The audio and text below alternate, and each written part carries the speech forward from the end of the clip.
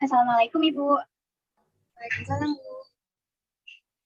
Perkenalkan, saya Aulia Rahma, selaku ahli gizi yang sedang bertugas pada siang hari ini. Dan ini ada asisten saya yang bernama Wulan Purnama. Beliau akan bantu saya dalam konseling gizi kali ini. Sebelumnya, apakah benar ini dengan Ibu A? Benar, Bu. Baik, Bu. Di sini saya akan memberikan konseling gizi terkait luka bakar yang Ibu alami, agar dapat mempercepat pemulihannya. Apakah Ibu bersedia? Dengan saya sendiri. Baik, yang pertama mungkin akan membahas hasil latihan klinisnya dulu ya, Bu. Akan dibantu dengan asisten saya. Oke, baik Bu, saya akan membacakan hasil lab dan data klinisnya. Berdasarkan pemeriksaan urin dan darah, hemoglobin Ibu 11,7 gram per dl, leukosit 24,6, eosinofil 0%, basofil 2%, neutrofil 81%, limfosit 5%, monosit 12%, eritrosit 3,36, hematokrit 35%, MCV 97, MCH 32,2, MCHC 33,2, trombosit 128, PPT 16,4, APTT 28, dan HBsAg negatif. Berdasarkan hasil lab tersebut diketahui bahwa Ibu mengalami leukemia. Lalu untuk data klinisnya, suhu tubuh Ibu 37,5 derajat Celcius dan tensinya 168/90. Berdasarkan data tersebut, Ibu mengalami demam tinggi. Oke, sekian dari saya.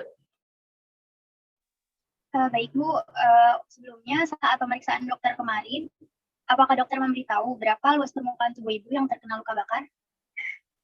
Baik Bu, kebetulan kemarin saya yang menemani kakak saya untuk pemeriksaan ini Bu, dan dokter menyebutkan bahwa luasnya itu sekitar 27%.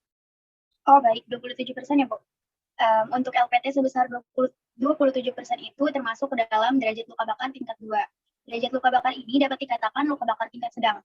Luka bakar tingkat 2 ini terjadi di bagian epidermis dan sebagian lapisan dermis kulit atau lapisan kulit yang lebih dalam lagi.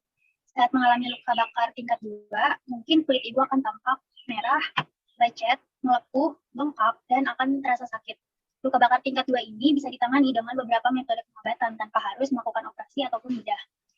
Sebelumnya, apakah Ibu sudah mengukur berat badan dan tinggi badan, Bu? Sudah, Bu, kemarin.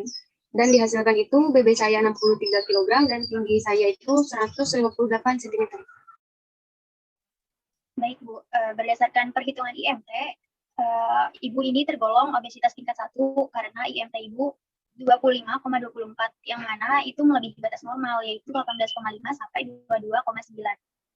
Kalau obesitas itu bahaya ya, Bu? Itu jelas bahaya, Bu, karena obesitas sendiri itu merupakan kondisi akibat penumpukan lemak pada tubuh.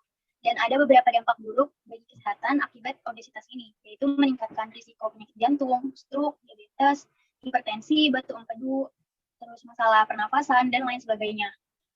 Untuk mengetahui alasan Ibu bisa termasuk dalam obesitas ini tuh bisa dilakukan food recall 1 kali 24 jam atau wawancara untuk mengetahui jenis dan bahan makanan apa saja yang Ibu konsumsi selama 24 jam ke belakang.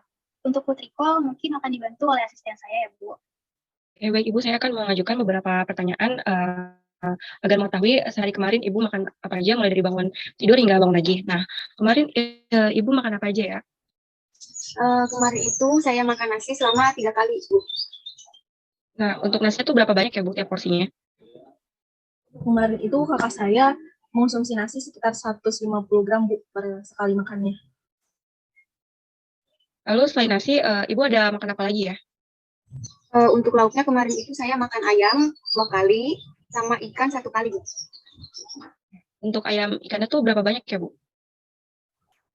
Untuk ukurannya sendiri itu ukuran sedang Bu, baik itu ayam maupun ikan. Jadi ayam itu kira-kira 50 gram, sedangkan ikannya itu sekitar 40 gram. Oke, selain ayam, ikan, dan nasi, Ibu ada makan apa lagi ya?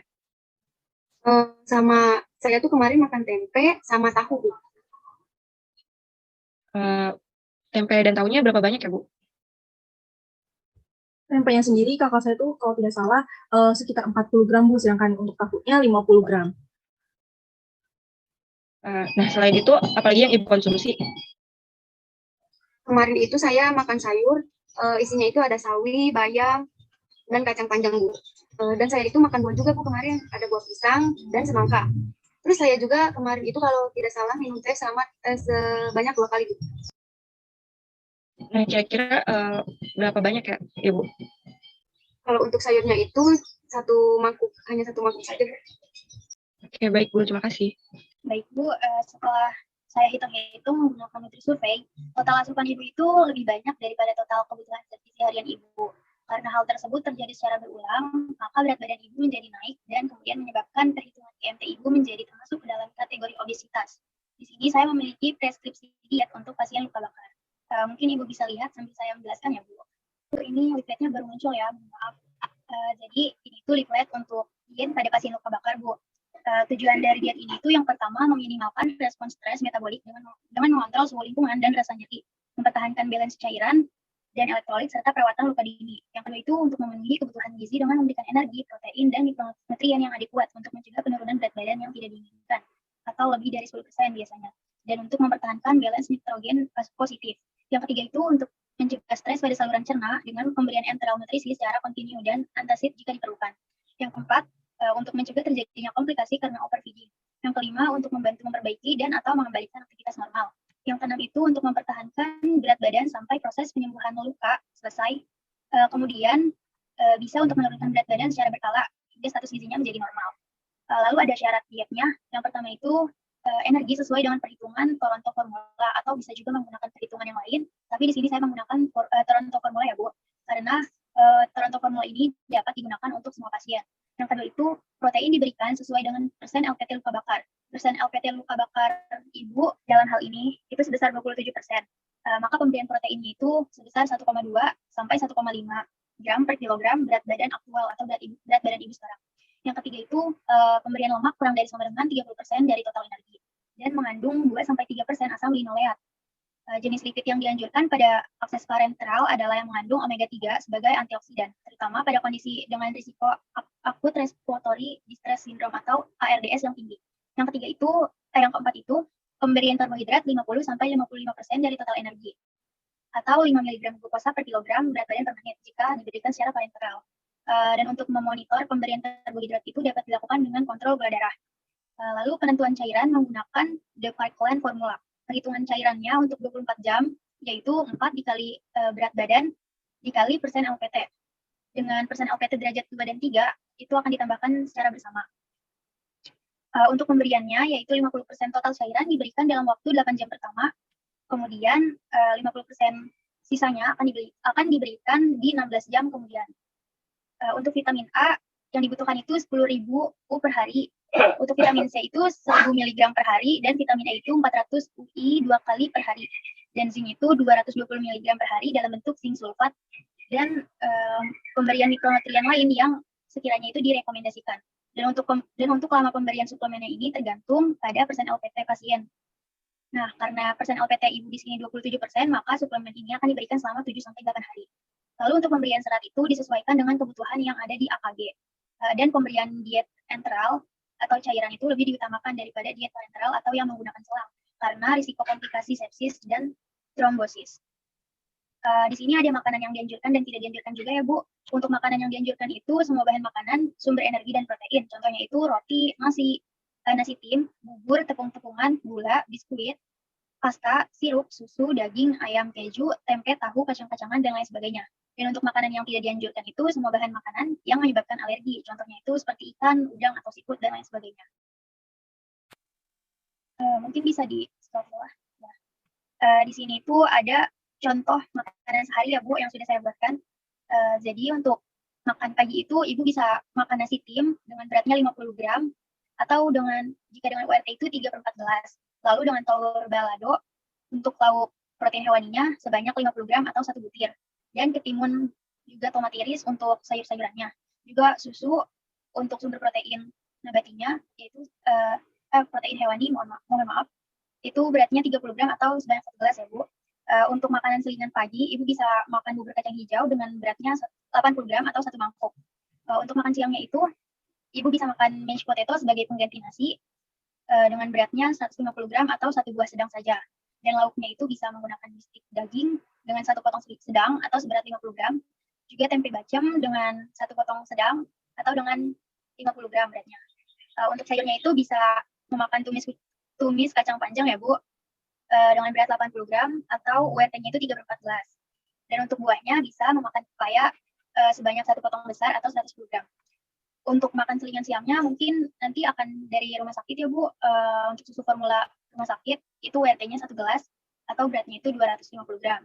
Untuk makan malamnya Ibu bisa makan nasi tim dengan WRT-nya 3/4 gelas atau 50 gram. Lalu lauknya itu sup ikan, yaitu 2 potong sedang dengan beratnya 100 gram. Juga buahnya itu jeruk 1 buah dengan beratnya 110 gram. Dan untuk makan selingan malam, Ibu bisa makan telur rebus 1 butir dengan berat 50 gram ya Bu.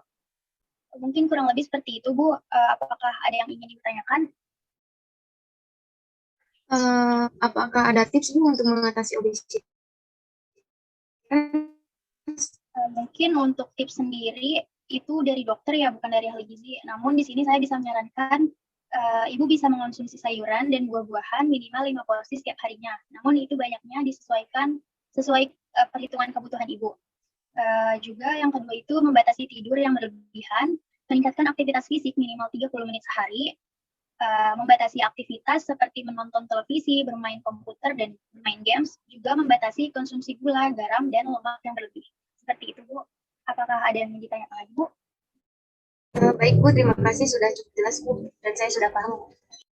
Baik Ibu, kalau begitu saya akan datang lagi untuk memonitoring dan mengevaluasi diet yang akan dilakukan nanti. Mungkin akan dijelaskan sedikit mengenai monitoring dan evaluasi yang akan dilakukan ya. Yang pertama itu parameternya asupan makanan. Target yang akan dilakukan itu makanan yang masuk 80 sampai 100% dari kebutuhan zat gizi Ibu seharinya. Dan pelaksanaannya itu akan dilaksanakan setiap hari. Yang kedua itu antropometri. Targetnya itu untuk menjaga agar berat badan Ibu tetap ideal dan juga karena Ibu obesitas agar bisa melakukan penurunan berat badan hingga berat badan Ibu ideal. Pelaksanaannya ini akan dilakukan sampai luka bakar Ibu sembuh. Lalu yang ketiga itu fisik dan klinis. Targetnya itu untuk pemulihan luka bakar Ibu dan pelaksanaannya akan dilaksanakan setiap hari. Dan yang terakhir ini sikap dan perilaku. Targetnya ini untuk meningkatkan pemahaman pentingnya asupan gizi sesuai kebutuhan dan sesuai dengan penyakit yang Ibu alami. Pelaksananya ini akan dilaksanakan secara setiap hari ya Bu. Seperti itu. Mungkin dari saya sudah cukup Bu. Saya cukupkan ya. Assalamualaikum warahmatullahi wabarakatuh. Waalaikumsalam warahmatullahi wabarakatuh. Terima kasih banyak Bu.